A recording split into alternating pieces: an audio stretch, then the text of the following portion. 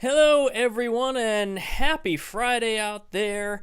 So glad to be joining you once again here on Mom at Home for another live episode. Today, another exciting day. Today's guest, very, very special guest, musician, singer, songwriter, violinist, activist, and generally just, working towards the public good. Scarlet Rivera is joining us today, and I'm going to let her talk about all her career with Mr. Bill. But she's very, very well known for getting her start off in a very amazing way with an artist you may recognize, Mr. Bob Dylan. And so after that, her career has just been one upward trajectory, writing music, releasing albums, and then again, being a wonderful advocate for climate and so much more. So let's welcome our guests today, Scarlet and Mr. Bill. How is everyone doing? Welcome to Mom at Home. I'm so glad to see everyone. Glad to be here. All right. Scarlett, we're glad to have you here. Thank you for being our guest today. And let me make sure I thank Jim Cowan also. Jim brought us Albert Lee during Believe in Music Week, and today he brought us Scarlet Rivera. So Scarlett, welcome. And I'm going to start out with a sentence that I read in your bio as I was sort of perusing all the information about your huge, illustrious career. Here it is. Scarlet Rivera burned a hole in the fabric of rock history. Then it goes on to talk about your diverse stylistic approach. So 3 words I want to throw at you: pioneer, revolutionary, or pushing the envelope. What do you think best describes the way you approach playing the violin? Well, definitely pioneer, because I was one of the earliest to take the violin into mainstream music, and up to that point, it was considered a sweetener, like in Frank Sinatra songs or, Tony Bennett songs. It was a string section and the parts were written. You didn't play you didn't make stuff up, you weren't allowed to do that. And nor was, any violinist considered like on the level of a lead guitarist. So, but I saw myself aiming for the lead guitar and to replace violin, a lead guitarist with violin. And yes, I did. Well, that's absolutely a pioneer. I would also say revolutionary as well, because as you said, you're one of the first to sort of jump into that way of playing violin in popular music, in rock music. And I'd say all 3. You also were pushing the envelope with that. For sure. So you were trained as a classical violinist. Did you, at a certain point, though, come up with a game plan then to stretch those preconceived boundaries of what should or shouldn't? No, it was very organic how it happened. It just happened over a period of time. And I feel like I was an activist my whole life, even as a child. I just had this innate sense of what I believed was right, wrong, things that, I didn't want to be force-fed what to believe and what not to believe. And so, like fit into society's box, which I was absolutely geared towards fitting into that box or else. And then Dylan came along, and I heard those words in high school, and they were like drops of water in a desert, and that's kind of kicked off a few things. So you already had this sort of pushing the envelope vibe going on, and then hearing Dylan come along really sort of reinforced that with you. And I love that. I didn't want to be force-fed what to believe or what not to believe. You really followed your own voice, which is so important for every musician, really. Now, you started out with piano lessons at age 6, but then switched over to violin around age 7. And you made the comment that you just knew it was the instrument for you. How did you know that at such a young age? I just had took to it naturally, and I started memorizing everything that I heard. I realized soon that I would have perfect pitch and it was very easy for me to memorize things. And to kind of navigate the violin seemed to be relatively easy. So it wasn't like stepping onto a foreign playing field and really having no idea where you were until you were pushed in a direction. Uh, did that apply to bowing technique? Oh no. So that, still Well, that. many years, jumping many years later, even after Bob Dylan, I met to jump around time wise, I met my really ultimate violin teacher who broke many bad habits, such as bad bowing. That's, so it's been a lifelong pursuit of improving my technique all the time. And you know what, Scarlett, you just spoke for every musician on the planet. It really is a lifelong endeavor. I don't think any musician would ever say, "Here I am." It's perfect, right? We're always sort of reaching for that next level. Yeah. Now, you said you started to just play what you were hearing, so obviously you were playing by ear right off the bat. No, but I had violin lessons immediately, Right. But still, you were hearing things and playing them, Oh, correct? yes. Yeah. So now, with the piano lessons under your belt, as you started to improvise, do you think those lessons helped you with how you were hearing chords, melodies, and harmony, things that you all put into play when you improvise? No, not at all. That was purely innate, something internal. Because I really, to this day, I'm not good with theory. I didn't really ever excel in theory lessons, but I have a natural ability to hear chords instantly, and know what to play and what not to play. What what will fit with them? Uh, Absolutely. I didn't write it down here, but I know in your bio it also talked about you listening to one of the great jazz players, or probably several of them. And would you agree that what you added to your knowledge base by listening to them is that there aren't necessarily any wrong notes per se? It's more a matter of what you're playing and feeling and hearing at the time. Well, there are bad notes that if you can choose, for sure. But playing with jazz tightens the window of what you know to be acceptable or not. I mean, you can push a little bit of dissonance, but as long as it's not flat out like wrong.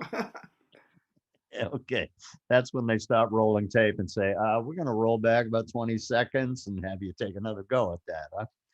So now you were obviously playing then, studying, playing by ear, and that eventually led you to studies at universities and playing with their orchestras. Looks as though you went to Southern Illinois University and then is it Mann Conservatory? Manus Conservatory. Thank you for the correction. Manus Conservatory in New York. At the same time, you're listening to John Mayall and the Blues Breakers, the Doors, Janis Joplin, King Crimson. Talk about musical diversity. There must have been a bit of a balancing act for you there. Yes. How did you maintain that? Well, I learned early on not to talk about non-classical music in a classical world. The classical world, for those that don't know it, is extremely elitist.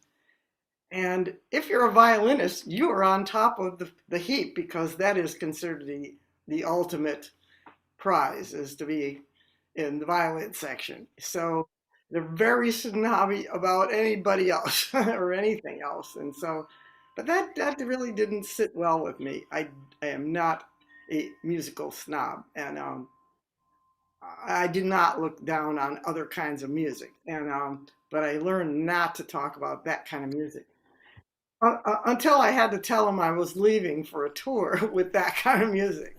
I love the comment. We'll get to in a couple of minutes when you told your teacher.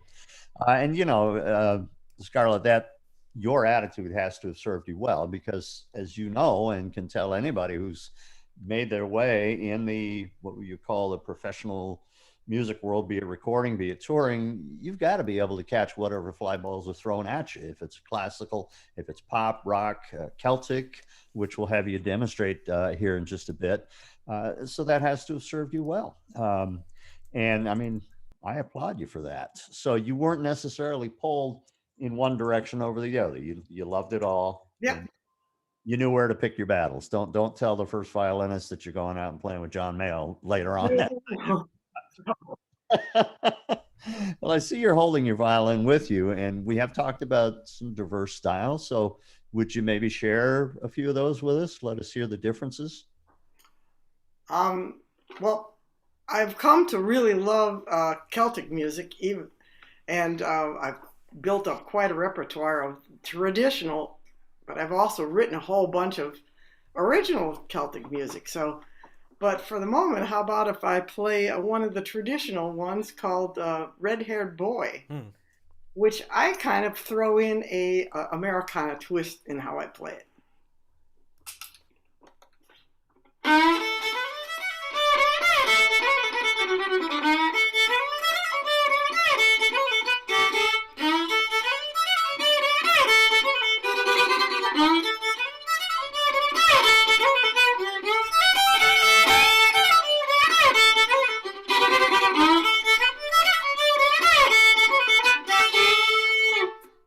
Yeah, nice. Can't see my feet from where you are, but they were definitely going. And that's a beautiful melody, Red Haired Boy. I love that song. So you would call that a Celtic with a bit of an Americana twist? Yes. All right. I can play another Celtic one if you want it's not supposed to have a Celtic Americana twist, but if I throw a little bit of it in there, you will hear how that song influenced later Americana styles, which is Over the Sea to Sky, which is a real, like a classic one. I think it was even in Titanic.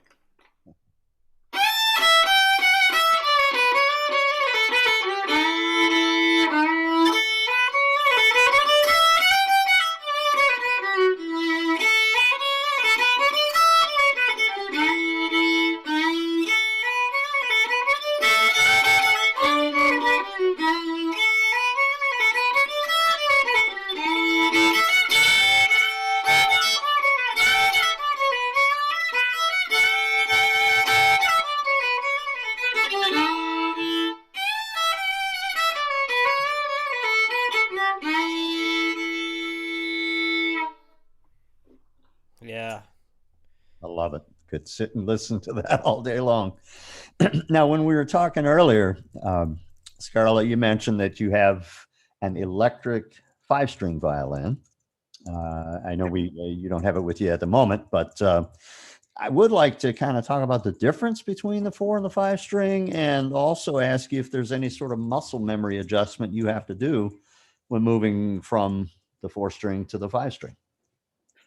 Oh yeah, I bought my 5-string like many years ago, 20 years ago plus, from Ned Steinberger direct.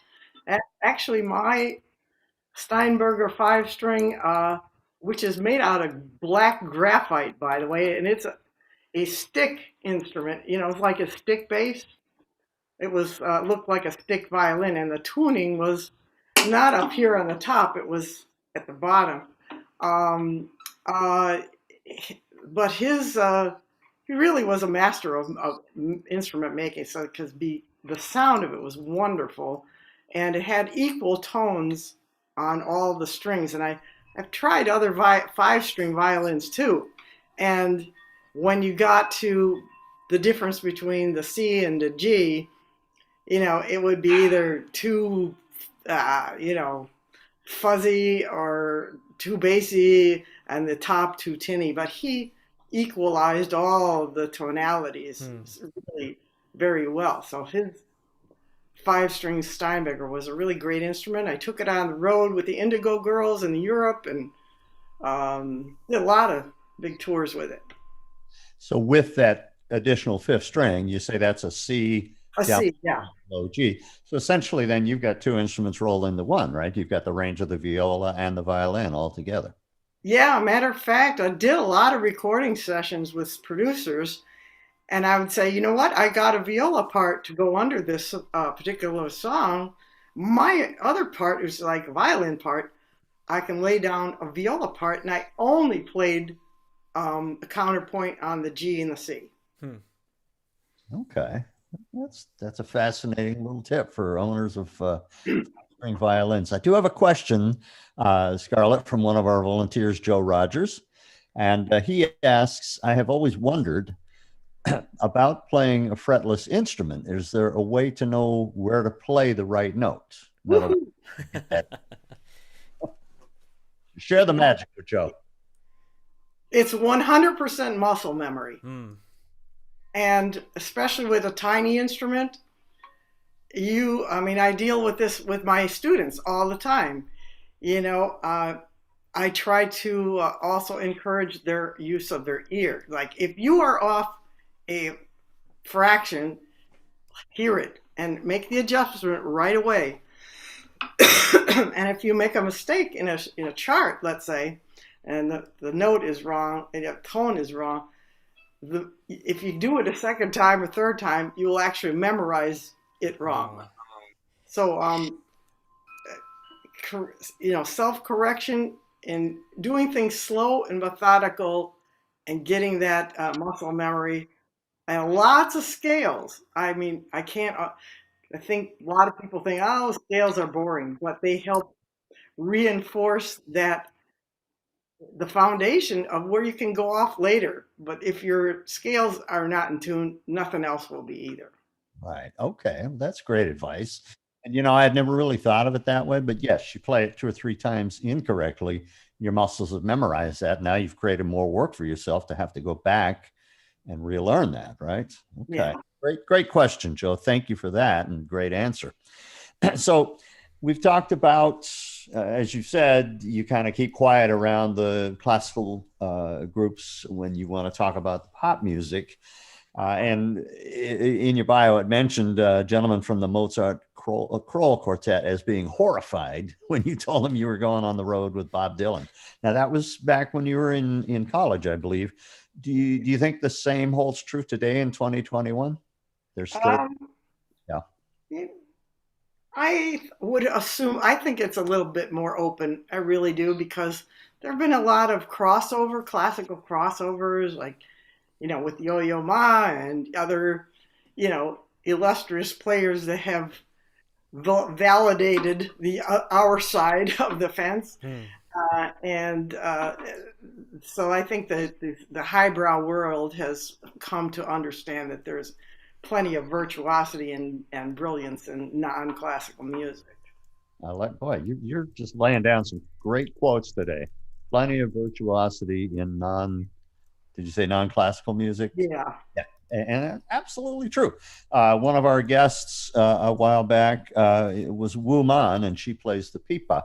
And she's got some videos that you can find where she's playing with Yo-Yo Ma. So there's a completely different take on the cello in sort of a traditional Chinese music.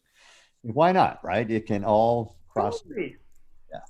I mean, that's what gave us, jazz rock fusion, country rock. If people had said, nope, I only play this, a whole lot of musics might not have come to be.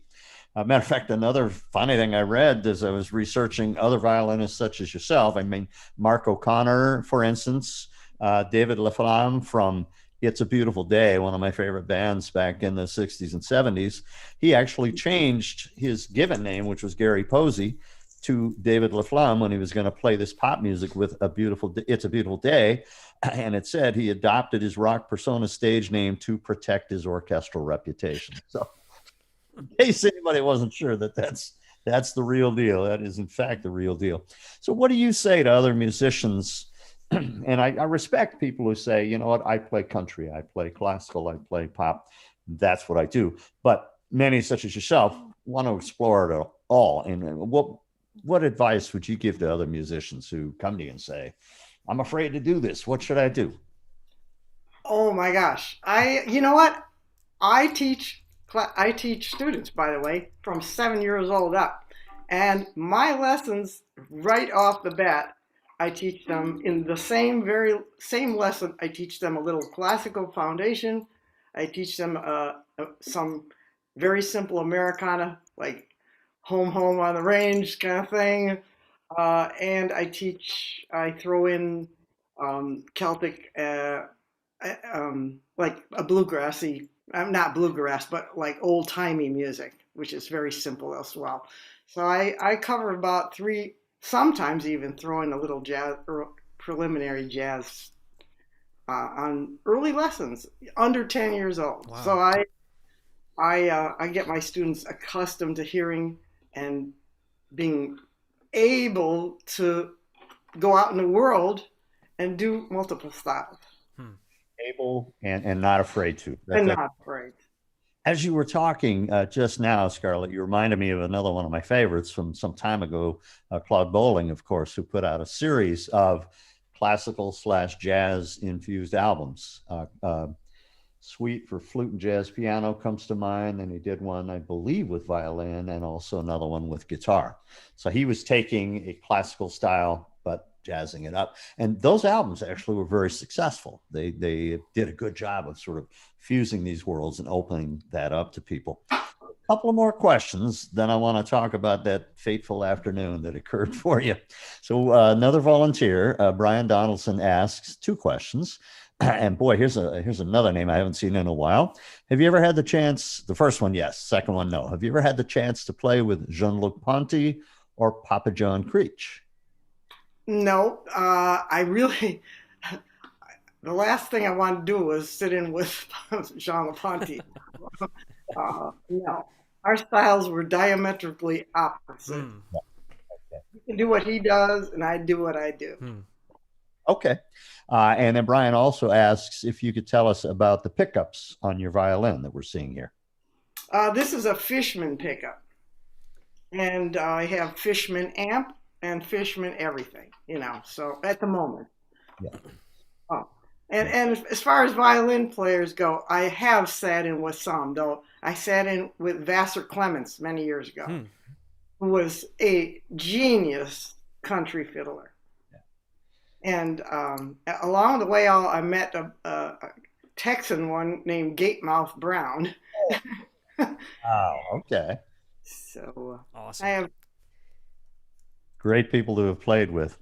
So let's move on to that fateful meeting with, as BJ mentioned earlier, Bob Dylan one afternoon. And I loved reading the stories. I was looking it up.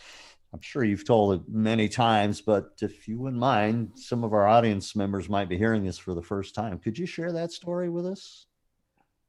All right. Well, I was living in the West Village at the time, mid-70s, and I had a rehearsal. I was actively looking around for things to play, people to play with, and sitting in with people, doing some auditions. I had some success already by then. I had played with Ornette Coleman, and that was my first paying gig, and a 13-piece Cuban band.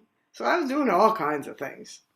And this particular gig, kind of rehearsal, was in the Lower East Side that day. And I didn't really prepare anything in particular except just, walk out the door with my violin and my hair, which was like probably 4 feet long at the time. And I took the subway over to the East Side. And then as I got close to this place, and it was going to be a basement apartment directly across the street, this car pulled up. It seemed like it was following me for a while. And then he pulled up and prevented me from walking across the street and engaged me in conversation, like, hey, can I play that thing? And I said, well, yeah. And he kept, wanting to talk to me and didn't want me to cross that street. And as I looked at him, I thought, well, this is certainly looking like a Bob Dylan to me. And as I talked to him more, it started to get the intuition that this was no Dylan lookalike. This was really Bob Dylan.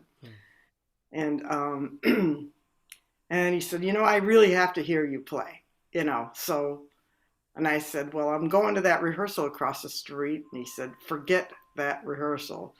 I'm just, a couple blocks away. Would you please, jump in the car? We'll be at my rehearsal studio in a minute, And so I did, get in the car. His loft was just around the corner, and went inside, and it was just loaded with guitars and instruments everywhere. And just pretty much confirmed that I was with who I thought I was. And so I said, you know what? He just picked up the guitar, and he said, just play along, whatever you hear. And and he went from song to song to song. He did not play his big hits, in case I knew them. He played kind of obscure stuff, and he didn't give me a chart, and he didn't tell me what key he was in or what key changes or any chord changes. And then he didn't smile. He didn't say anything. And then he went to the piano, and upright piano, played a couple more things, and he kind of slammed the lid down and said, I got to go see a friend of mine play. You want to come? And I said, oh, sure. I would love to come. Back in the car, and we went around the corner. Now it was early evening, and the marquee said, Muddy Waters and band. And so we walked in kind of the back way, and he plopped me at a table and got me a drink, and then he said, I'll be back.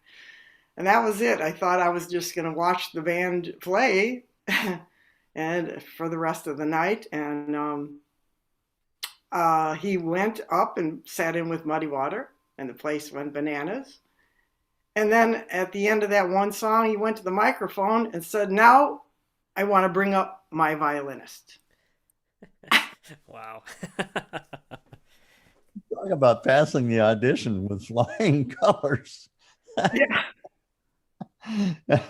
And what was your reaction when he said, I want to bring up my violinist? Well, I had to scramble up to that stage and yank the violin out and get on the stage and play with Muddy Waters.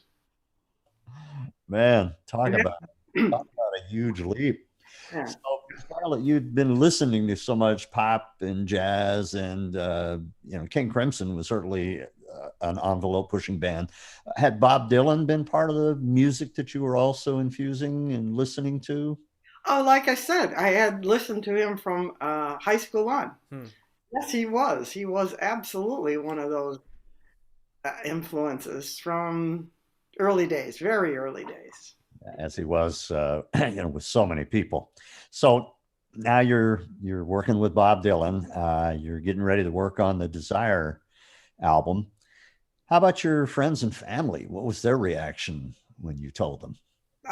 Well, number one, I didn't tell them, and if I had told them, they wouldn't be supportive, and they never were very supportive of my musical life.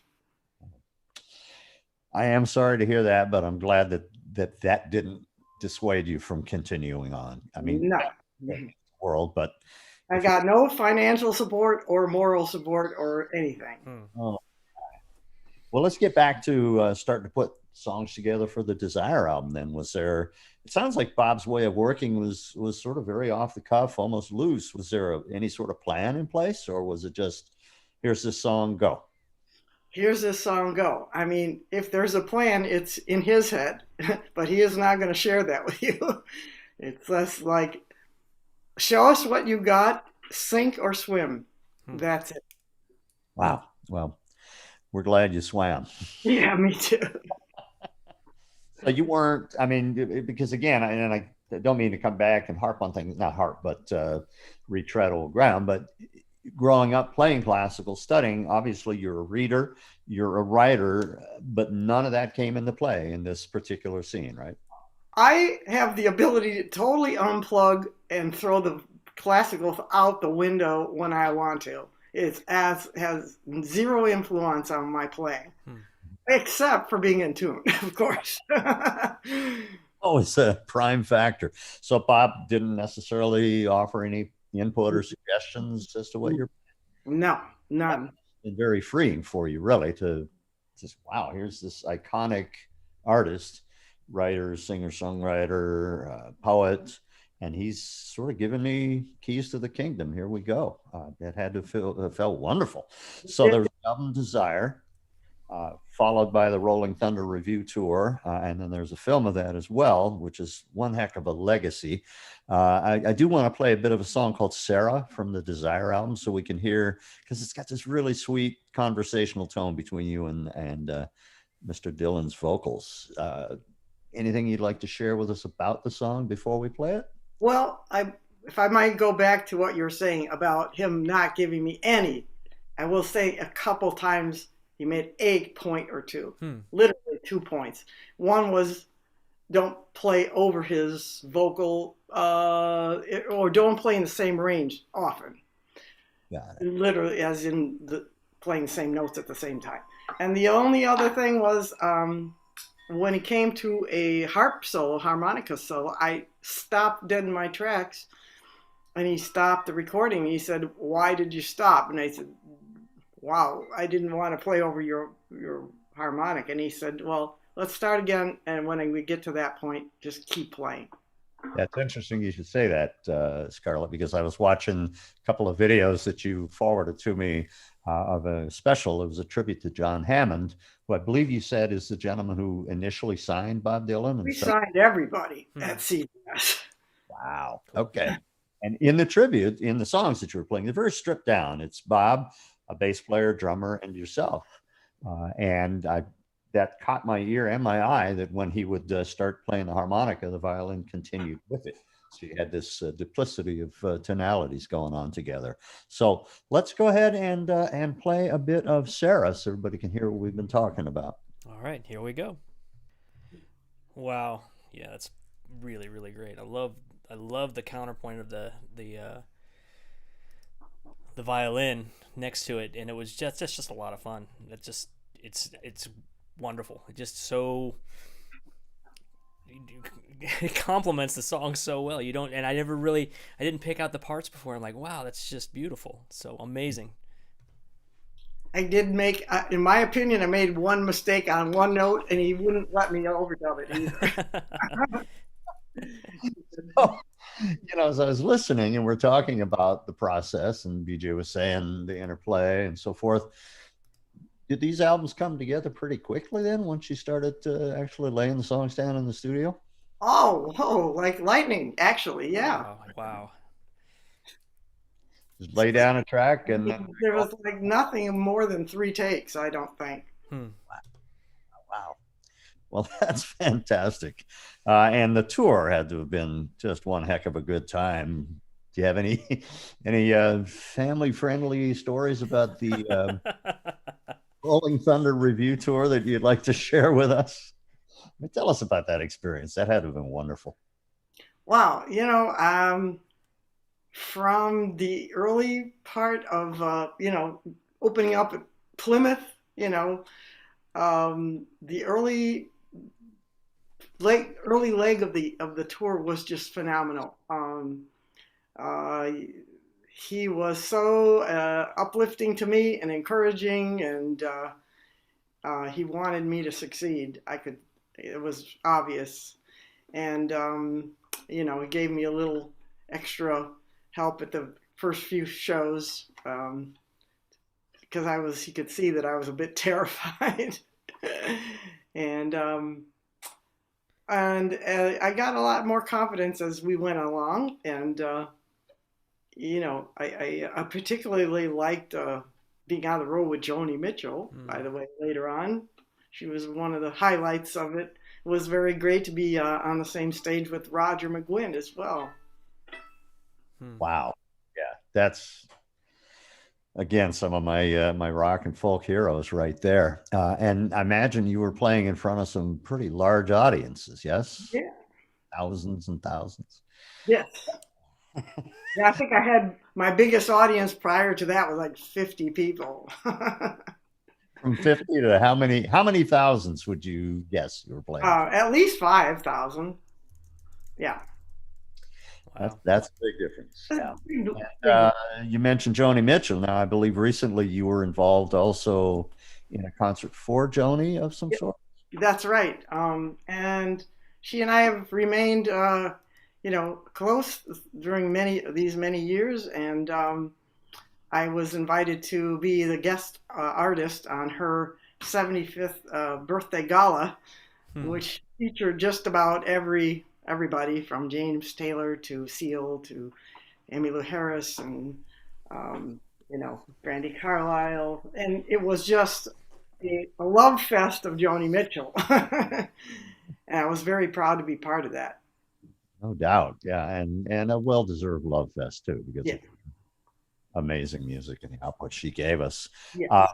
Did Roger McGuinn happen to be at that event there? No, no, actually he wasn't. But you did have some stage time with him though in the Rolling Thunder. Oh, on Rolling Thunder, yes, I certainly did. And I think I played along with him on one of his songs from time to time. Yeah. Okay, now I'm being the adoring fan. Yeah, and I gotta say, I did listen to the Byrds and Joni in the early days as well. So I've heard, Ladies of Canyon and 8 Miles High and Turn, Turn, Turn and all that before that. I never dreamed I'd end up on the same stage with all of them. And that, that to me, that's called validation. And it just makes you feel good that you chose the path you did. And it paid off in bigger dividends than you thought. I mean, the songs by the Byrds were, I guess we didn't call it playlists back then, but they were at the top of my AM radio list. I'll tell you that. Oh, yeah. Mr. Spaceman, love that song, Turn, Turn, Turn. So beautiful. So this association then with Bob Dylan obviously opened up some doors for you. And I would imagine there was a lot of adjusting to that kind of new lifestyle. Following your time with Bob, where did your music take you, and what kind of adjustments did you have to make when you weren't quite in that frenetic sort of rock and roll, energy, or did that stay there? Well, there were a lot of ups and downs after that. I was musically ready for that level, but I don't think I was emotionally ready. Because I had a lot more emotional work to do from childhood on to resolve, and so that kept, playing itself out in my life in not so great ways for a number of years. But still, I struggled to keep always keep coming back to the higher ground of music. Like, I got a call from David Johansen out of the blue, for example, to play on one of his albums, I think his solo album, and he's from the New York Dolls. That's the last kind of person I thought would also recruit me as well. Ended up playing for the Duke Ellington Orchestra as a soloist, which also I didn't seek. It just fell out of the blue on me.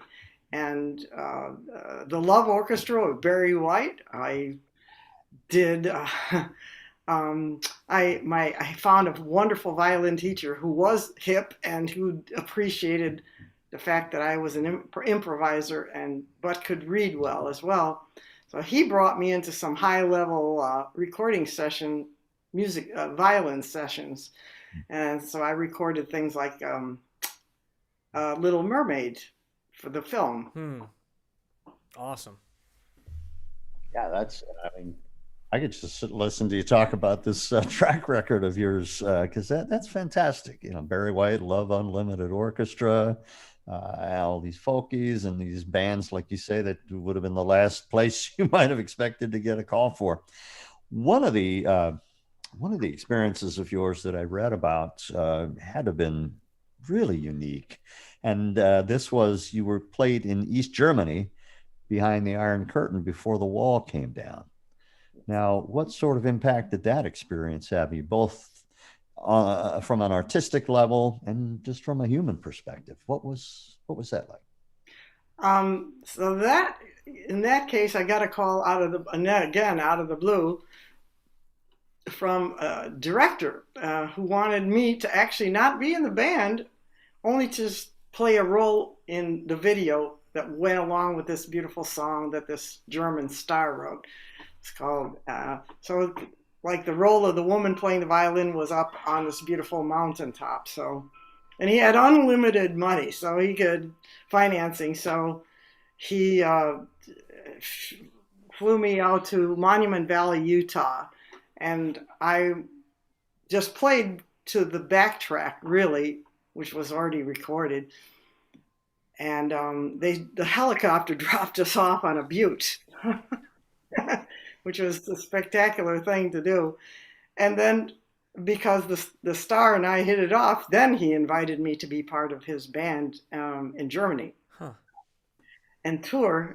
He didn't 10-piece, really heavy rock guy band.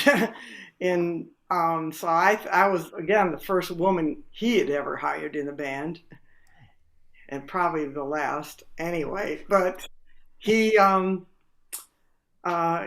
permission to go into East Germany, which is, permission was not granted to anybody at that time. But he was such a star that they gave him consideration, because they, of course, they analyzed the lyrics to make sure there was nothing, controversial that inspired people to want to get out of East Germany. And then we got a chance to go in. We drove in. The band was just weeping, and these grown guys, big heavy metal guys, were just weeping because of the experience of, being with the other half of their German soul that has had no ability to be free to speak or do anything. And it was a devastating experience to see how that right-wing fascism can crush people to, and I saw how ultimately crushed these people on eastern side were. They could not even speak in a restaurant for fear that a neighbor would turn them in. So I have to imagine the audience that you were playing for must have just gone wild. You know what, they did, but they couldn't, because there was red guards in the audience all around, and they were not allowed to even go, "Wow!" No, they couldn't. Mild wild. That's Yeah.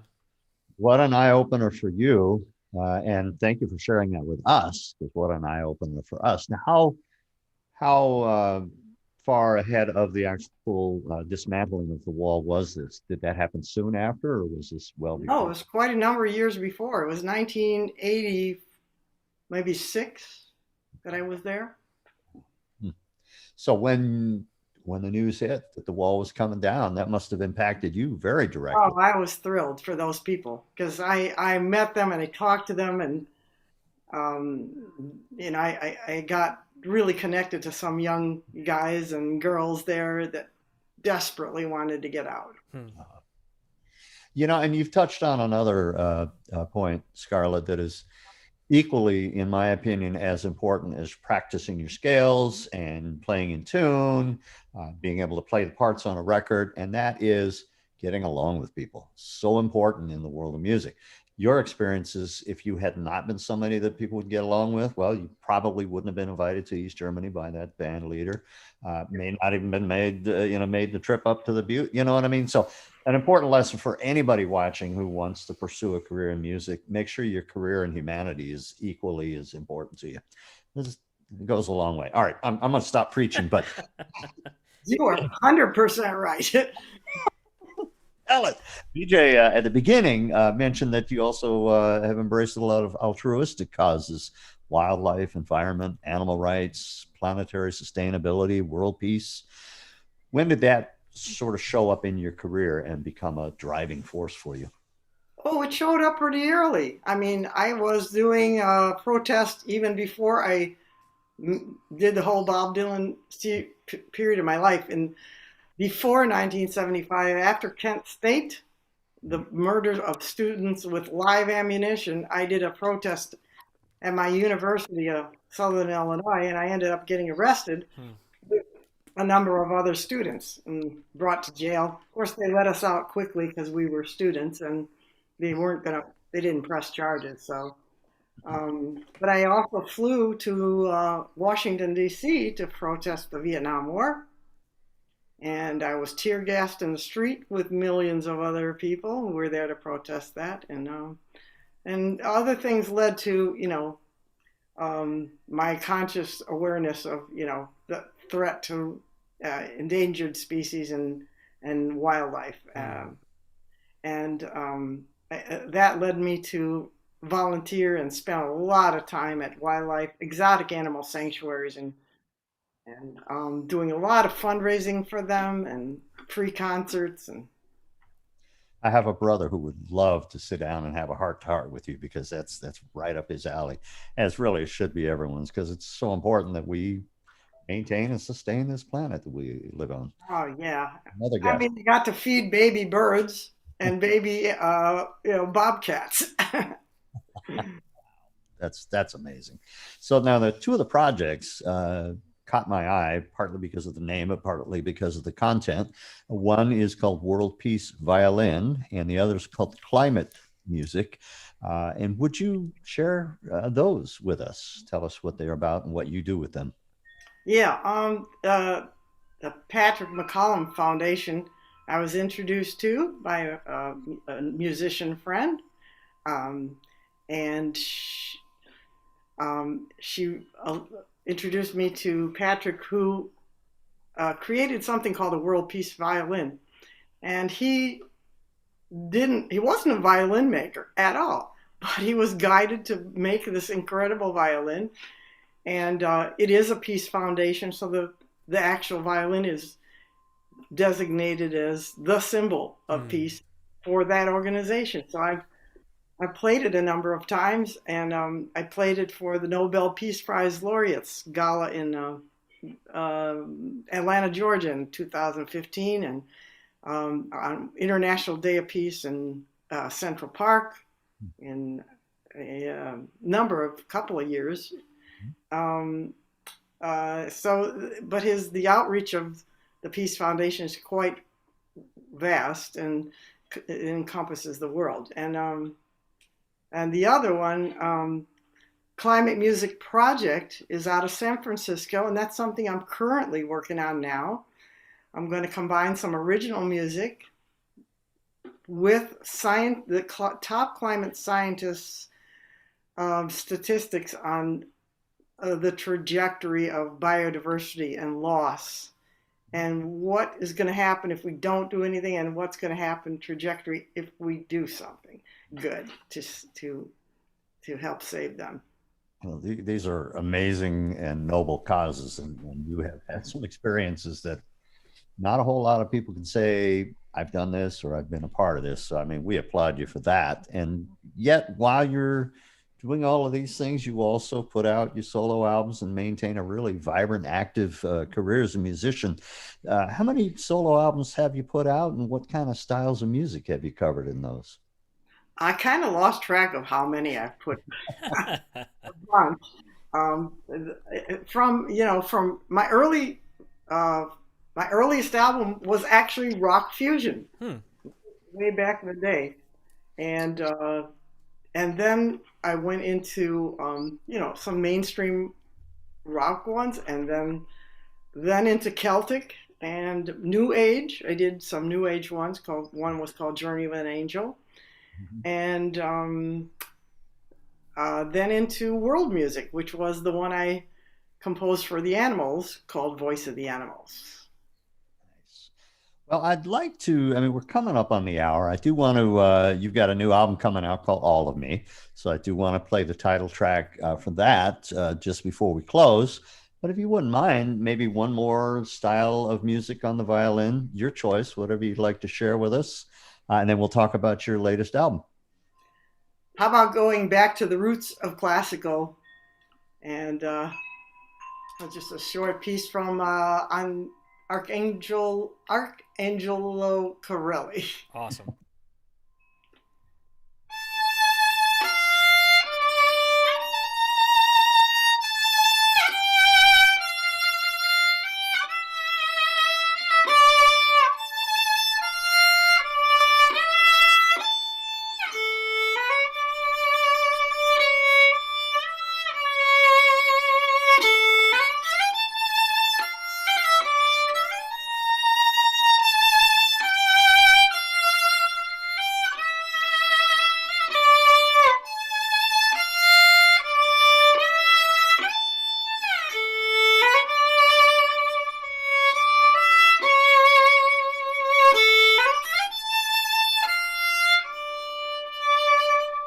and so on.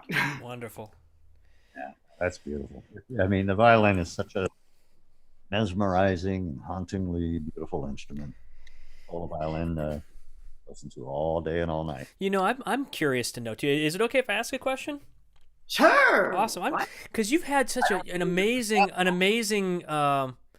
just launch of the career. I mean, because it was just this amazing coming together of fates and fortunes and your natural talent and skills, and how it took you to where you are today. What do you feel like are some of the biggest lessons that you've learned, like when you first got starting out, and like how has that helped you to where you are today? Like what are some of those like things that you learned early in your career that you still are applying today? I would say, in spite of all the big things I did and the many successful things, there were plenty of really disappointments. There were plenty of things that I wanted to happen that didn't happen. Things that happened that I felt were not fair, or being taken advantage of by a manager or an agent, or literally getting ripped off for your publishing rights and stuff like that. I mean, so those things were really hard to keep going and to go, wow, maybe I should give this this line of work up, go to something a little more fair. So anyway, but I think that just learning how to roll with the punches, as well, that great keyboard player says, and just picking yourself up and getting over the disappointments and having that perseverance to say music, your goal in the future is worth keeping your eye on the future. Wow, that's such an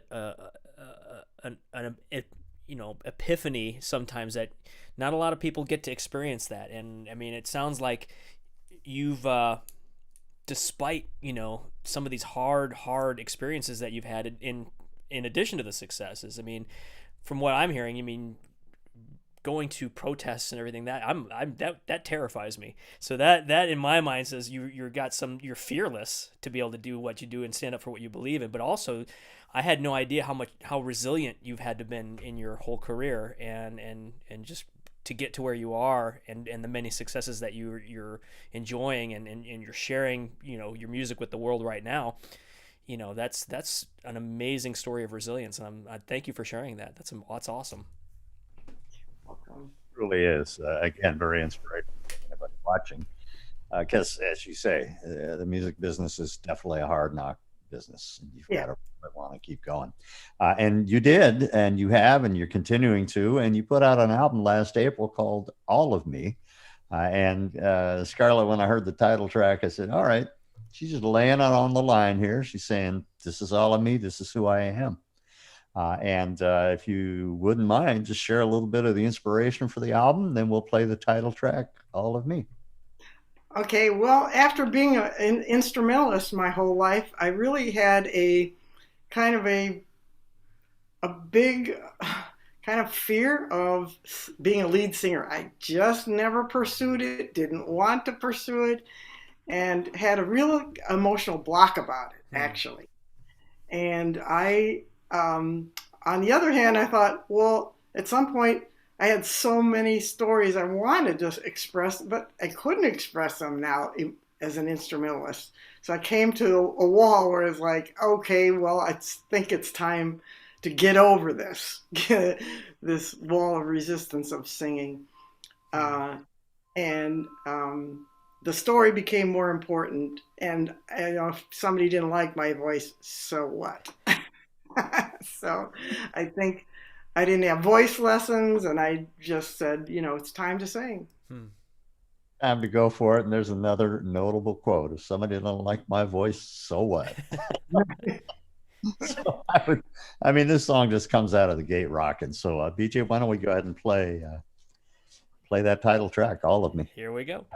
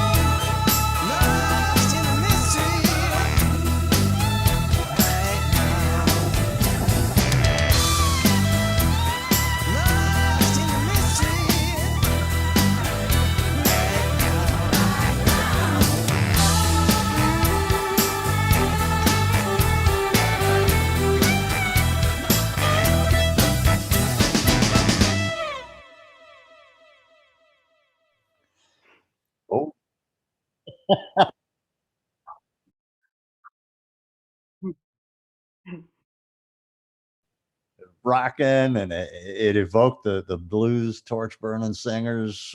Yeah, it's just that's awesome. Scarlett, I want to thank you for joining us this afternoon. It's been great. It's been fun, educational, musical, and all that rolled into one. So, on behalf of the Museum of Making Music, thank you, and gosh, continued success with all these endeavors you're working on. Continued success to you guys and to the museum, okay?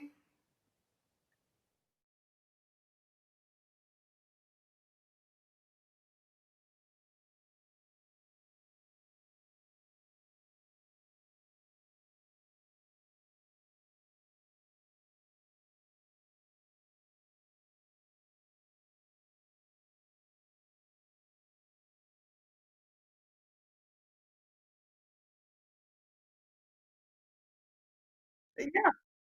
Yeah, I'm trying to integrate my animal songs, my animal compositions for the wolf, the jaguar, the eagle, and the wild horse into that um, uh, platform that they're going to be giving me visually with all the statistics from the climate scientists on the trajectory of where some of these ecosystems are heading in the negative and the positive. And then my music is going to go over those images and statistics. Awesome. Sorry, I for everyone that was watching, I had my mic muted in the stream. You got Bill and Scarlett could still hear me, but they could not. I had mentioned Scarlett's going to be doing some climate change awareness music project. So go check that out at climatemusic.org. If you want to check out more of Scarlett's career and her music and what she's up to, go to scarlettriveramusic.com. If you want to find out what's going on with the museum, I'm about to tell you. In fact, what have we got coming up? Let's see. February 19th, next week, next Friday, we have Ralph Grierson, pianist, keyboardist. He's worked with John Williams and many others. Disney, I think he recorded parts of Fantasia 2000. He'll be joining us as our special guest next week on Mom at Home at 2 p.m. Pacific time. And then to round out the month, we have Mr. Ed Rossetti, clinician, educator, author, and he's done many programs at the Museum of Making Music, our summer music camp series for students he's been a part of. And he's going to tell us what it's like to be in many of these roles that he's performed over his career on February 26th at 2 p.m. So we invite you to come back each week and check out our next guest. We have so many wonderful guests. That's what makes this so much fun, is just meeting all of these wonderful artists and musicians who have a shared passion for music and music making. In addition, like Scarlett, many other passions that she has pursued in her life and making a difference. So again, thank you, Scarlett. Thank you, Mr. Bill. Thank you, everyone who's out there watching today. All of you. I see all the wonderful comments. Richie Strell from Facebook says, legendary. Nancy Telford says, your voice is so real, Scarlett. So wonderful compliments. I think everybody had a great time today. Until then, visit our website if you want to see what else is going on. We are finishing up our renovation at the Museum of Making Music, so stay tuned there. Find out more at museumofmakingmusic.org to learn more about when we're going to opening up to the public. We'll keep you informed at that spot. And if you want to view the entire Mom at Home calendar, you can visit our website and we'll share all of the dates there with you. Anyway, until then, everyone, take care and have a wonderful rest of your week.